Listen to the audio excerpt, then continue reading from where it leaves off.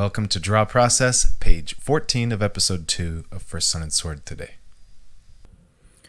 In this page, Sun comes downstairs and interacts with the girl that's about his age. And then at the end of the page, she's trying to get him to come outside and help him, so that she can help him get water. And he's hesitant to because he's not supposed to leave his guardian, Sword.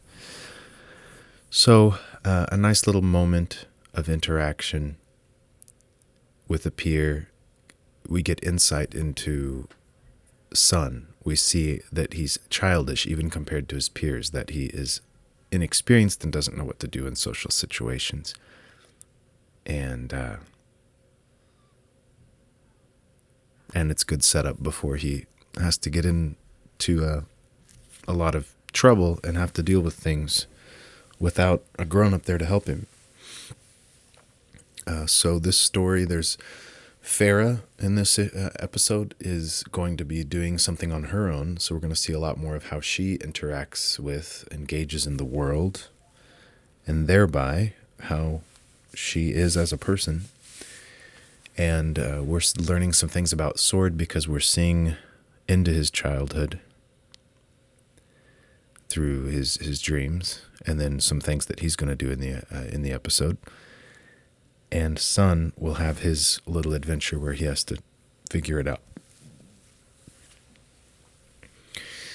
And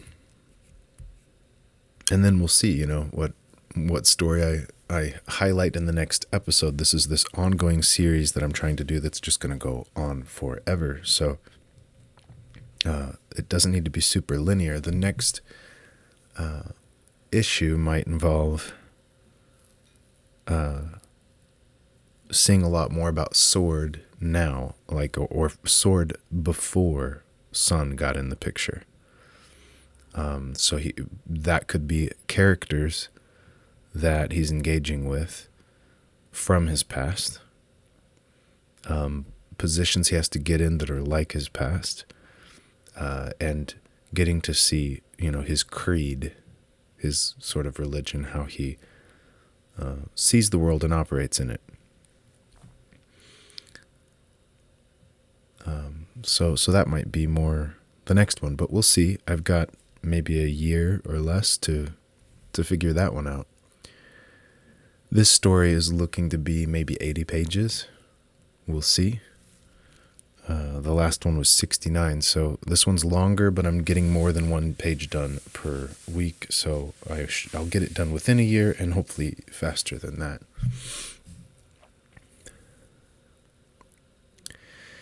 What you're seeing me draw here on the screen is the roughs. It is the thumbnail. There is no other thumbnail.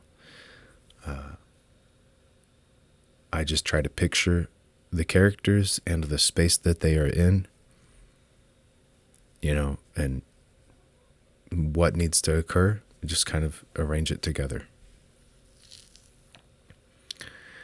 And I've talked about this before, this movement toward free expression as an artist and as a storyteller, just kind of drawing it out as I see it. I think in some sense the goal is to become such a seasoned, experienced craftsman at what you do that you can master your tools. You can just express yourself freely with them. And that could be done with an art style that is more about design and composition. That is a process that's entirely different than the one I've been engaged in. So I don't know why, but this is the one that I have been moving toward. And I was thinking about, for a topic today, describing more what that seems to be to me, this process. So, for one, I didn't go to art school. I'm not classically trained. I'm not the most educated on the language of the things I talk about. So I know that that I blunder and blunder my way to my points. But I have this faith that my points will be good enough, that they'll be meaningful, even if they're coarse and rough. And so I'm a bit of a barbarian there. And it's the same with my art. I think that my art conveys a lack of draftsmanship and kind of academic style to the figures that you know that I've kind of got this oven mitt of a hand, this fool's hand, and this blundering way of getting to make my point. To some degree, I am like a toddler trying to speak clearly, and they're just kind of blundering. And I'm not going to let that get to me. I think that kind of negative self-assessment, it can bother us and have us not being giving up and not trusting our voice, not being productive with that. But to me, I've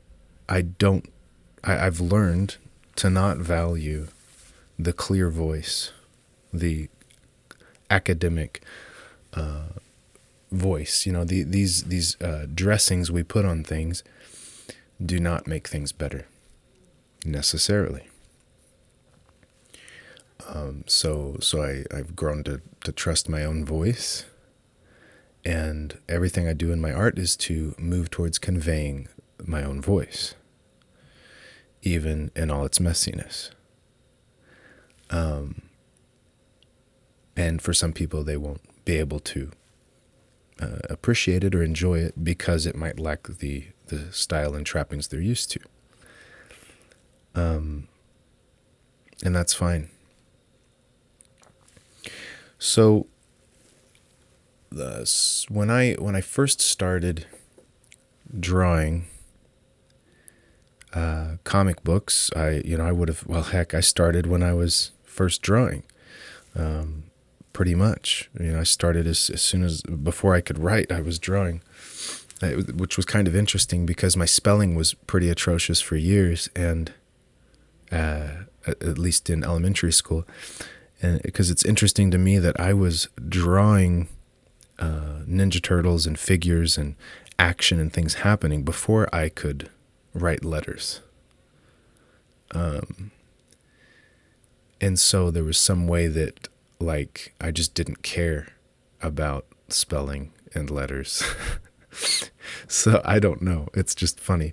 But when I was, 10 years old, 17, even 25, when I was trying to make comic books, the struggle was always, and what always, had me, give up or never make something really polished or finished and serious, other than like kind of scribbly stick figure comics.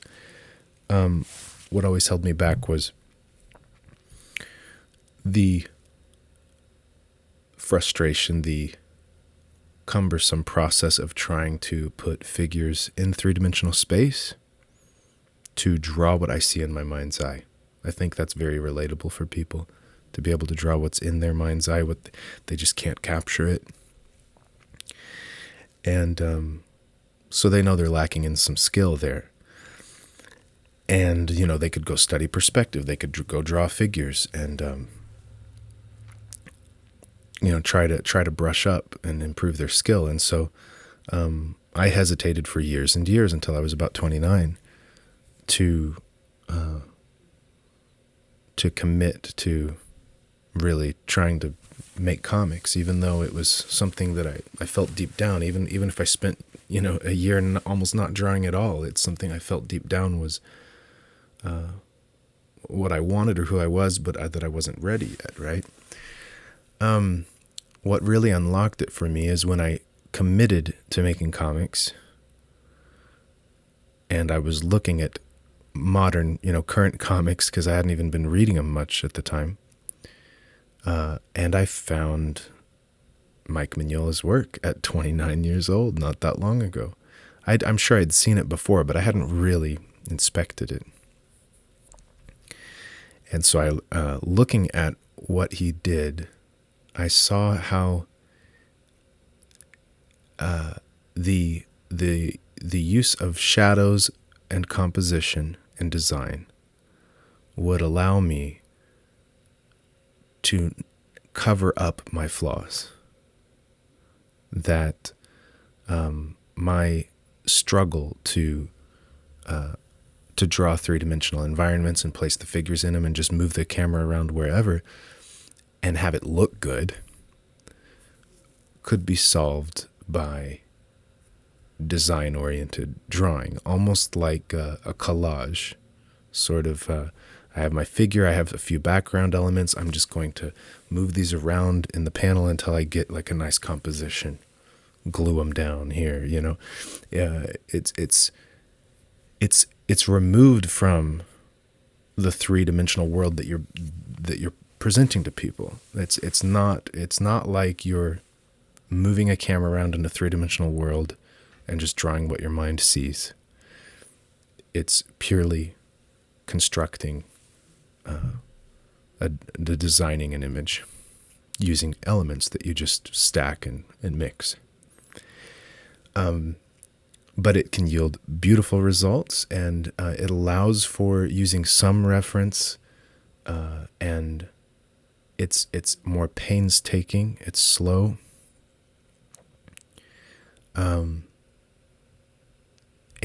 but it was like training wheels for me, and not to discount it. I'm not saying it's childish to do it that way. It has merit for sure, and it's something I want to continue to incorporate, no matter how more better I feel or fluid in my drawing, that I can just draw freely anything I see in my mind's eye. I still want to have an eye for design and composition, some forethought and planning that goes into that, because it makes more beautiful pages. You have to incorporate some of it for sure. But it made it accessible to me at the time to start making comics, and then it broke down the things I needed to figure out were broken down into smaller pieces. I need, a few elements of a room. I need a few elements of this forest I have to draw or whatever, and I could piece it into the shot, into the drawing.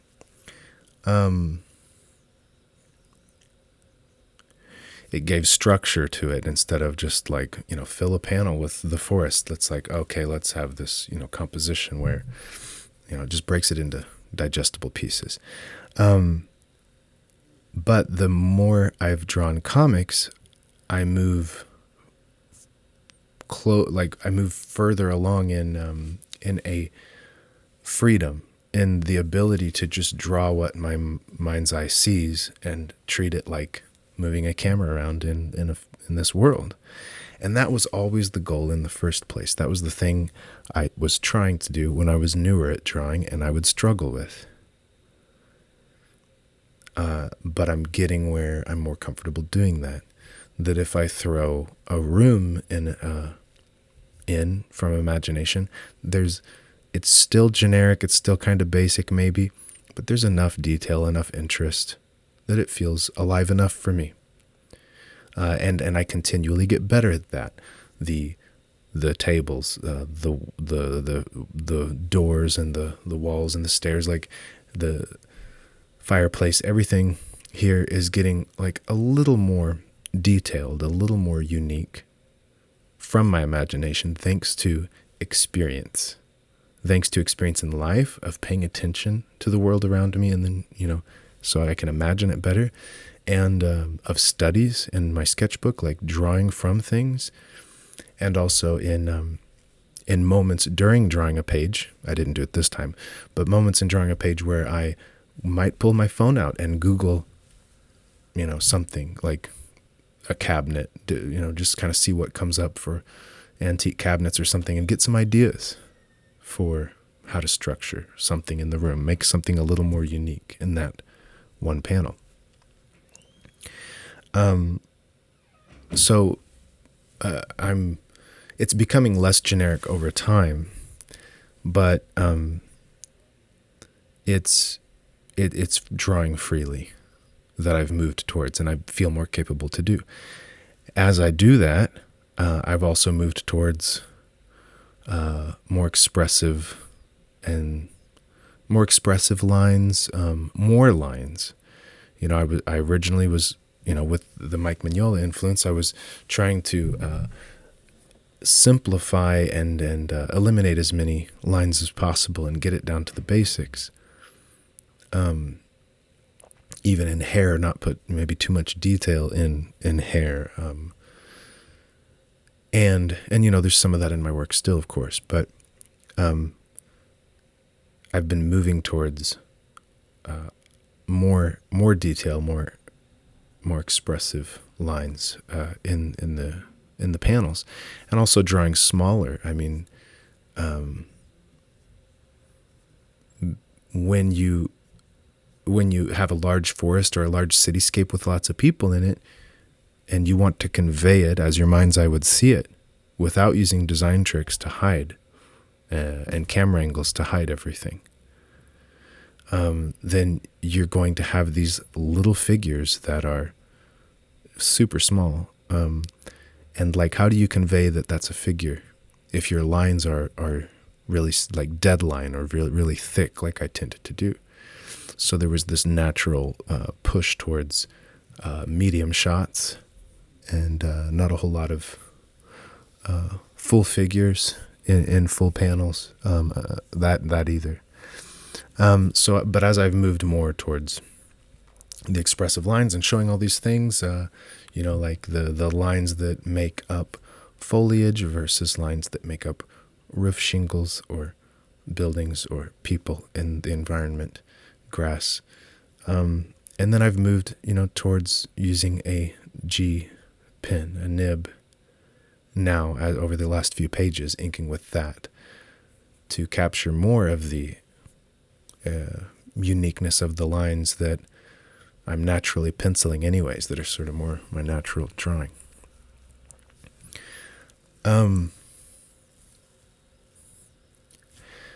So again, I'm not leaving design behind. Like, designing and composition are still important, and I do still believe in simplifying, but I'm moving much more towards the free drawing of what I see in my mind's eye. And I appreciate books that are high design oriented, but it doesn't seem to be where I'm going lately.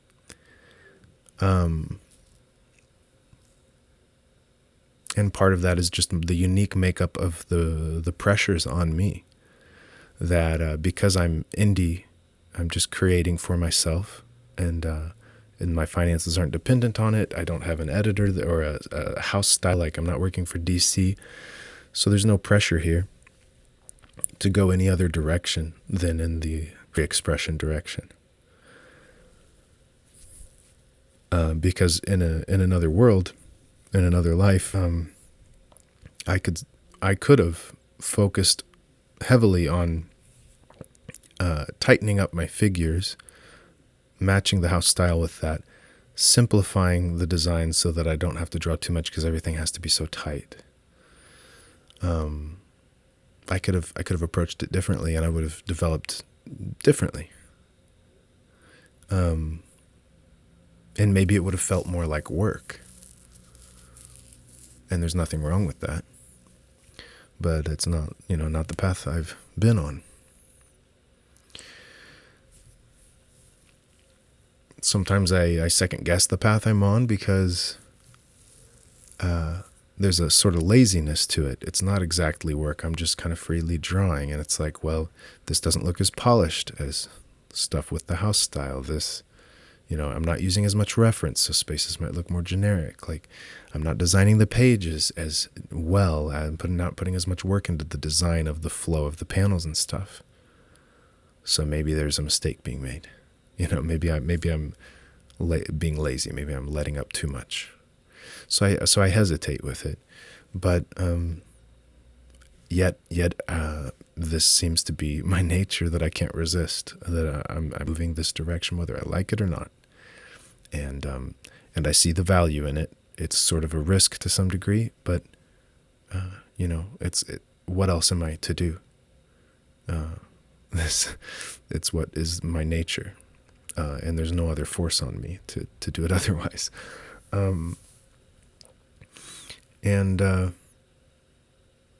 So yeah, I let it keep unfolding this direction.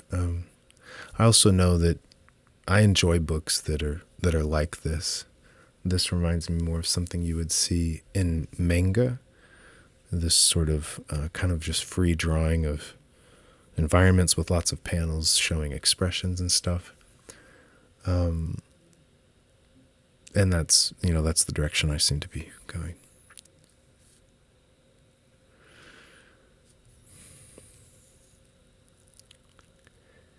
Yeah, so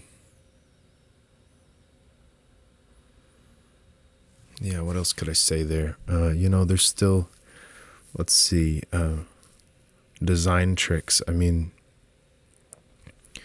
I'm just drawing them in this physical space, but then there's certain things I'm doing that have to do with composition. So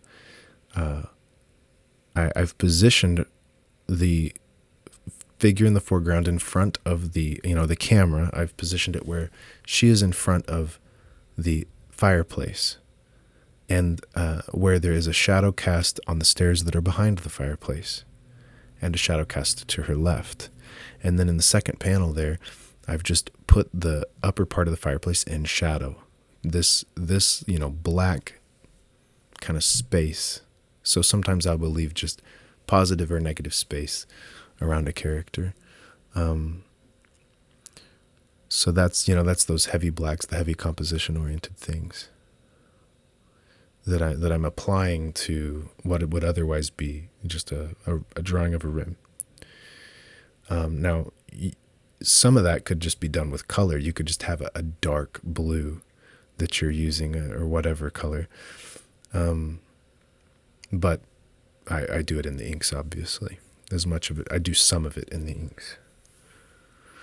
Same thing here. This table is in the foreground, and I've chosen to cast it in shadow to some degree to add weight to the table, to the lines.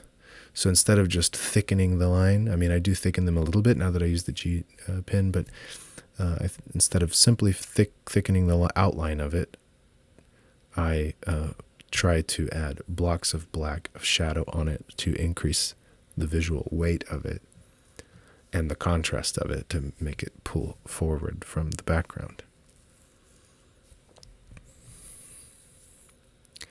The stonework, the stonework on the fireplace, there's a little bit of organic kind of like corners and irregularities in the stone that I capture instead of just doing a strict grid of stone lines, and they're irregular so that they're easier to draw,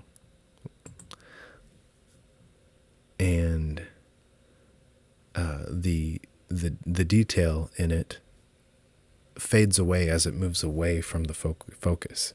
As it moves towards shadow there, some of the lines are starting to dissipate. And then as it's close to figures, I'm avoiding tangents. I'm positioning cracks in the stonework away from figures' heads and stuff. So in one sense, I'm just drawing what I see in my mind's eye of them in this position, in this room, with the camera at this particular position. But at the same time, I am slightly adjusting things to make sure that it reads well, that there's design involved, that there's a reason that the things I was saying, for example, like even in this last panel here, Sun is where he's standing in front of that door, he's not like, you can see the door on either side of him. There's overlap there. Even with the word balloons, trying to position these where they read well, it flows, the eye can go in the right way from one line to the next, or to the next figure, but positioned to feel balanced and to not kind of crop off at weird points, to be kind of embedded in the art. I like it when the word balloons feel embedded in the art, and for me, that's why I'm drawing them on the page, to make sure they're really embedded in. In real life, when someone speaks, the sound is just embedded in the world. It's like, it's not separate. It's not, unless you're doing subtitles on a film, it's like the sound doesn't feel separate. So when there's a comic and the word balloon is like at the top of the panel, filling the panel, and then it points to the panel below it, and they're just really separate from each other, then it feels disjointed. They're not connected. So I've been moving towards putting word balloons lower in the panel, sort of in between figures. Instead of above their heads, I could just draw them smaller on the panel and leave room above them for a word balloon. I'm putting word balloons sort of next to them, embedded in the art.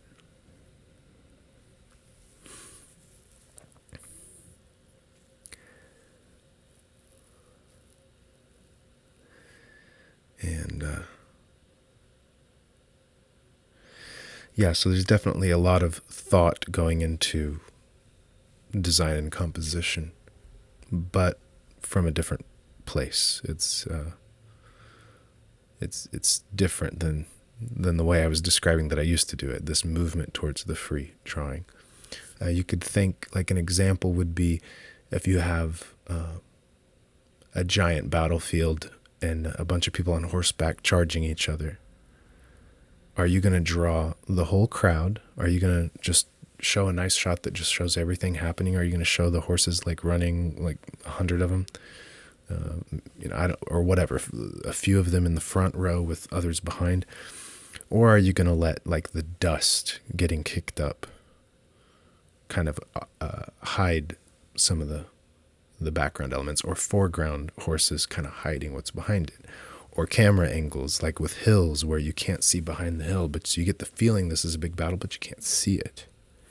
Are you going to use panel composition to show a close-up on the horse hoofs, clopping and dirt getting kicked up, and a close-up on the rider on a horse? Are you going to use the sequential storytelling that I love too? I love to use that too, but are you going to use that to not have to draw all the stuff? I want to move towards this direction I'm going. I would just draw the whole field with all the horses in it, with the whole battle. But the way it's drawn would be kind of loose, somewhat scribbly, less, just not so painstakingly difficult to draw. Time consuming to draw. And it's not just about that. I mean, I've known this, like, if my figures are really, really solid and like really pretty lines on them, but my backgrounds have, then my backgrounds, if I have a lot of detail and lines on my figures, my backgrounds seem to need to match that level of detail and precision. So I don't use a ruler on my ink lines, even for cityscapes. But I try to match that with the kind of detail I put into my figures, that they go together. I'm